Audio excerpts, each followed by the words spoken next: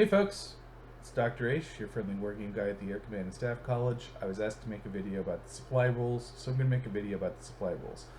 The supply rules, once you get used to them, are actually pretty simple and pretty easy to work with, but it takes a little bit of understanding to get there. There are some basic concepts we need to understand. So I'm going to try to go over those concepts, and also I'm going to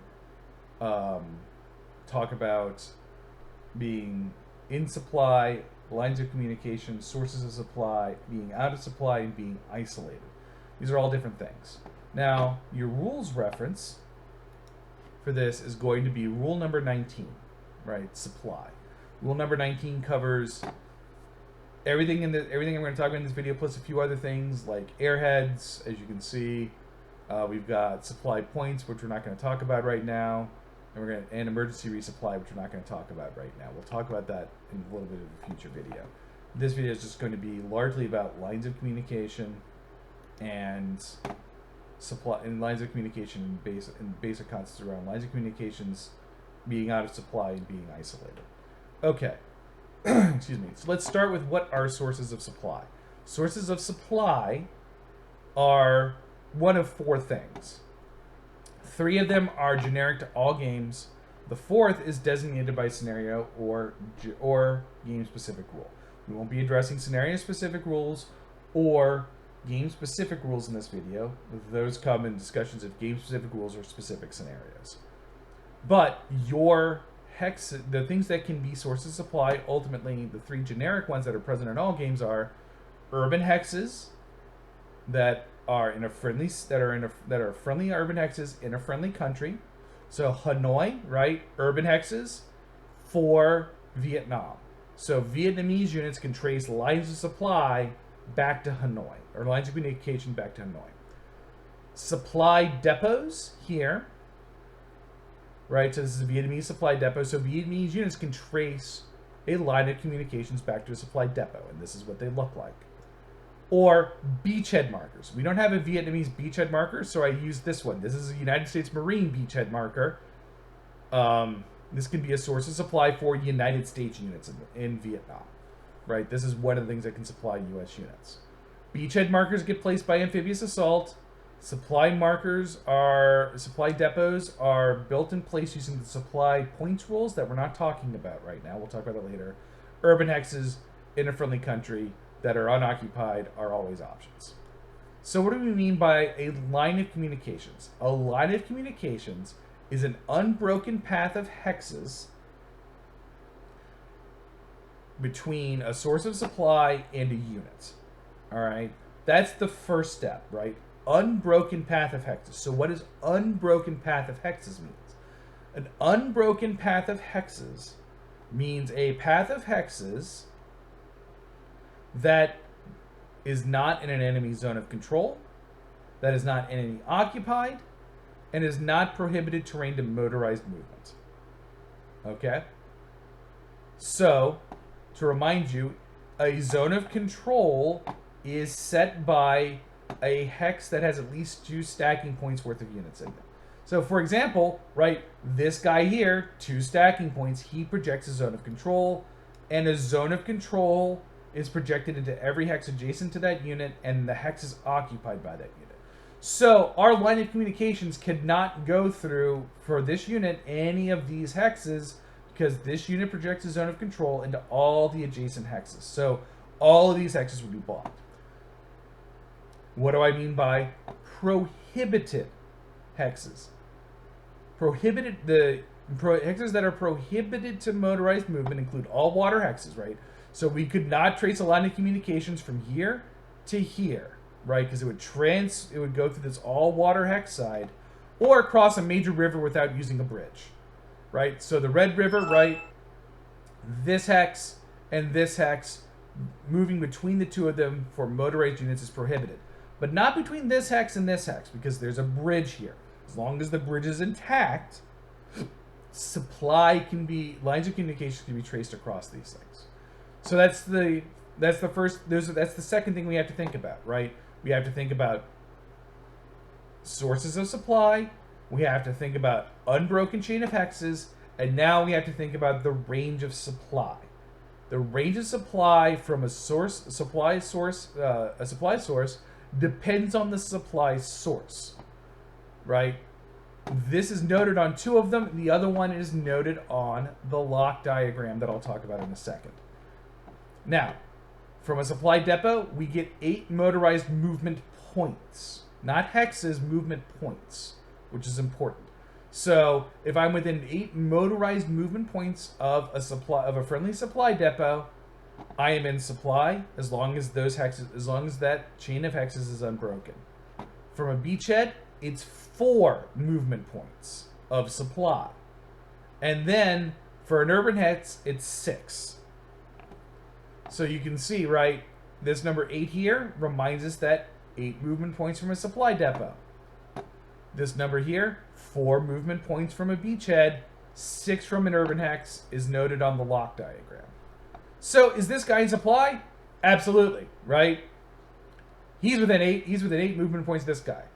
Now, to know what the movement, how far we can be in movement points, we'll go back up here to our terrain effects chart. Remember, this is the motorized column, and this is the terrain on the hex, and we just look up and see what the value is. So, right, 1 on a flat hex, 1/3 on a highway here, and 6 if we want to go into Highland Woods. Right?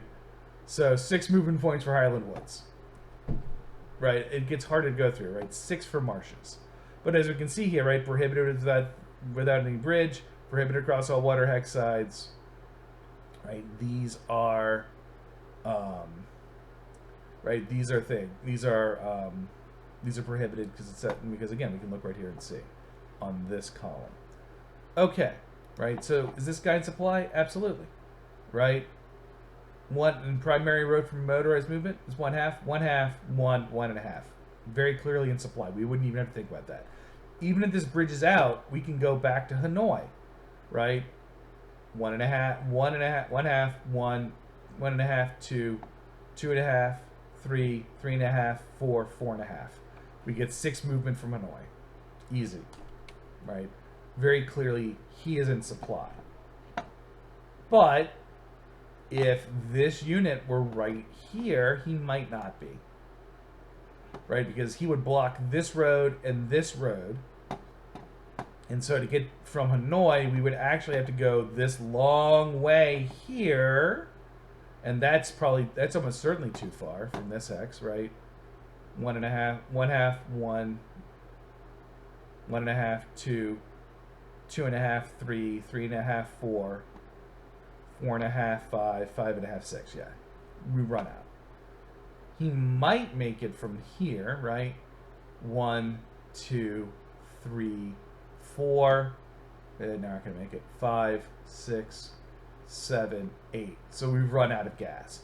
This guy is out of supply if this unit's here. But if it's not here, he's not in supply because of occupied hexes and zones of control. Because we're not. Let's see if he's here, right? 1.5. This is going to be like 5. 5, yeah, we can't get there from here, right? We can't drive the trucks to this hex, this jungle hex. Okay, that's the next step. So remember, first step, knowing our supply sources. Second step, unbroken chain of hexes, which means no crossing prohibited hex sides, moving through prohibited terrain, through zones of control or enemy occupied hexes. And then seeing the movement distance from that source of supply. And then the final thing to think about is the lock diagram. So let me open up the lock diagram and we'll take another look at it. So what the lock diagram is telling us here, right, is that we can chase a line of supply from a unit to supply source, as we've been trying to do the whole time. Or that unit can go to a mobile supply unit that is also within range of the supply source. We get 4 movement points from the MSU. We can also go from the unit 4 movement points to a headquarters and then to a supply source. Then also we can go to a mobile supply. We can go a unit to a headquarters to a mobile supply unit. So we can build up to, we can go from the supply source unit to the supply source, the unit through an MSU, or the unit through a headquarters, or the unit through headquarters and a mobile supply unit. So let's talk about something that complicated really quickly. Right? Is he in supply? The answer is yes. Right? He is adjacent to this headquarters, so even though it would cost 4 movement points to move into it would cost more than 4 movement points from this hex, he's adjacent to the supply source, so that's okay. Is this headquarters in supply? Well, let's look. 1, 2, 3.5 to this mobile supply unit. So we get 4 movement off this mobile supply unit to this headquarters, and then to this guy. Is the mobile supply unit in supply? 1, 2, let's see. 1, 2, 3, 4, 5, 6, 7.5. This guy is absolutely in supply because of adjacency. What about this guy, Dien Bien Phu? Well, we know if we can get to this headquarters, the headquarters is in supply. 1, 2.5. So yes, even at Dien Bien Phu, this guy is in supply.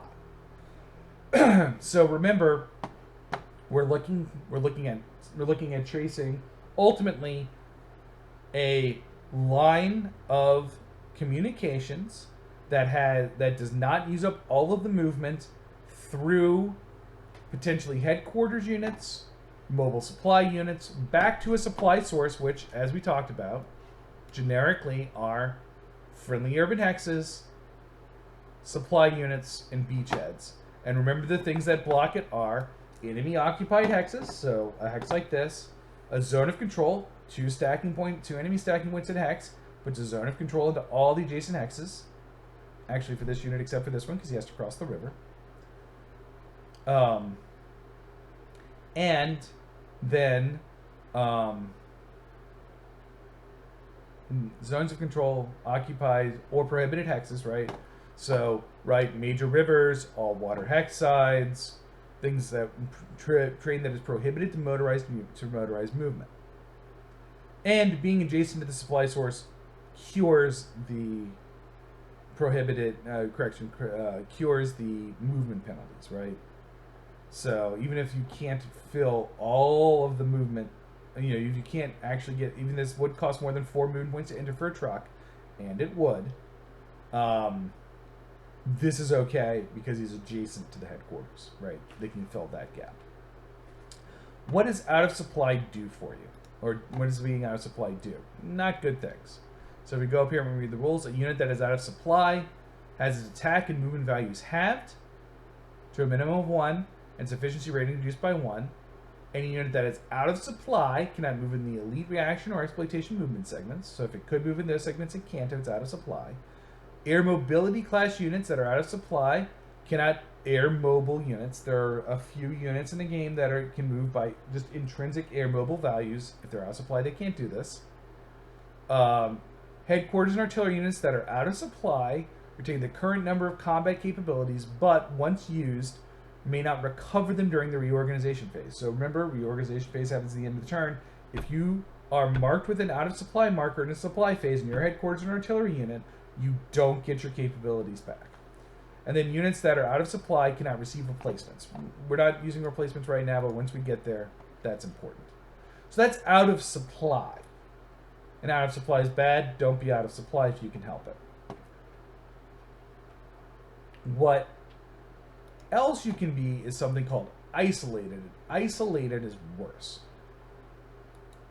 If you can trace anything back, any chain of hexes back to a supply source, no matter how far it is, you're merely out of supply.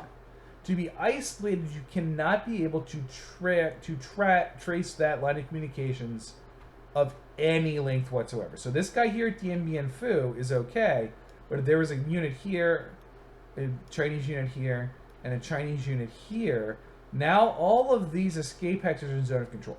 He is isolated. Being isolated, isolated units, no, let's come up here. Effects of isolation. The attack, defense, and movement ratings of isolated units are halved to a minimum of 1. Strike marker effects should be assessed before halving. The unit is both out of supply and isolated. All effects apply. So a value can only be halved once. So we have everything. Isolated headquarters cannot use combat capabilities at all. And units cannot receive replacements. And if a unit is isolated during the isolation phase, so we've already checked for isolation, and the unit has been marked with an isolation marker. If we check again for isolation for that unit, and he's still isolated, and he has isolation marker, he surrenders. Pick him up, he's gone. Right? That's what we have to do here. Actually, correction. We roll, and if we roll over the ER of that value, it surrenders. That unit surrenders. We roll under it, it stays. Pick them up, they're gone. Right. So if you can isolate guys and keep them isolated, they're more likely to start surrendering. So when do we check for these things? Let's go to our sequence of play. Right. So during the supply phases, so the first supply phase of the turn, right? We check for supply, right? Right. First, we see if units were out of supply and they're marked with out of supply markers, they're no longer out of supply, and they're not out of supply. Remove the markers. We can then check for out of supply units and mark them, right? These refer to things that we're not currently doing, right? Spending supply points to either build MSUs or to perform emergency supply. So there's the first supply phase, which is after the air naval phase and the strike phase and special operations phase. Then there's the second supply phase, which is after the initiative combat phase, but before the basic movement phase. And then we check for isolation before the reorganization phase.